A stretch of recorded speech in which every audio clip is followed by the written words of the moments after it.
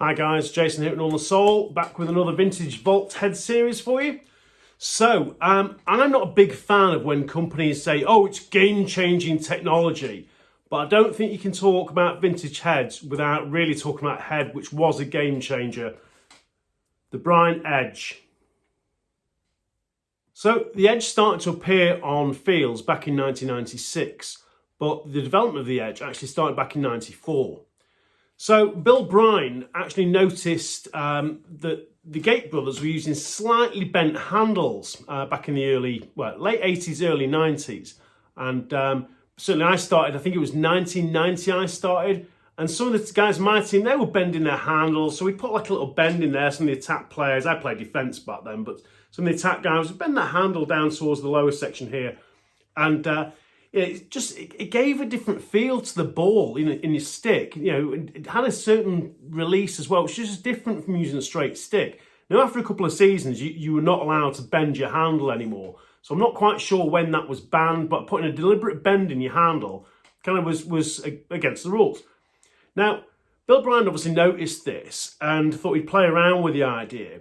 And he used a prototype of the Brine Oz. So Bill Brine took this Oz, which was a really popular head at the time, and took a wooden handle and made some adjustments on the throat area, the handle and the head, and basically created the kind of drop down area. So it definitely had a different feel to straight heads and straight sticks. But over a period of time, he actually developed this idea and came up with what we now know as an offset head. So the offset, as opposed to being in the handle, which you did try, was actually in the head itself with this drop down. Now, this was a real game changer at the time. So only recently I discovered how the name was born for the Edge. And it turns out Bill Brine had actually got the name off a can of shaving foam, of all things.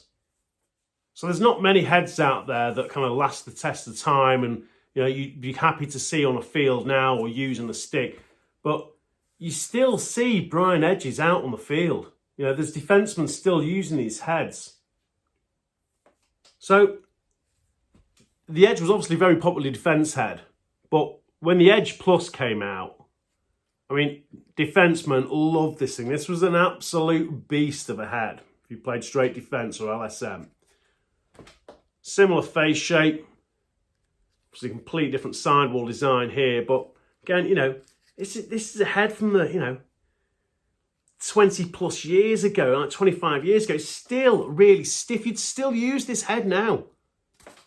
No, there was obviously the Edge X, which came out, and there was actually a clear Edge as well. So if you've got an Edge Ice out there, I had one a few years ago and stupidly gave it away to someone.